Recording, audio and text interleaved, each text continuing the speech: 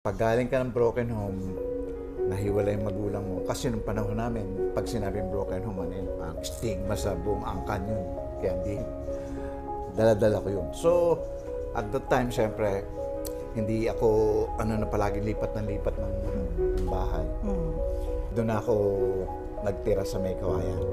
Tsahin ko yun. Pero syempre, kapag nakikitira ka sa Iba rin ano, kuya. di syempre, kailangan obligado ka na maglinis ng bahay, Pakikisama. magbunot, syempre kasama yun. Ang paraan ko para ngayon makagawa ng kanta o makahawak ng gitara, pupunta ako doon sa cemetery na katabi ng bahay na yun. Yun na studio ko. Ito yung mga elevator type okay, na kuya. apartment na Opo. patong-patong. Tapos nakaharap sa yung mga lapida ng mga namatay, kung kailan siya namatay. Yun yung itsura nun. Hindi rin ang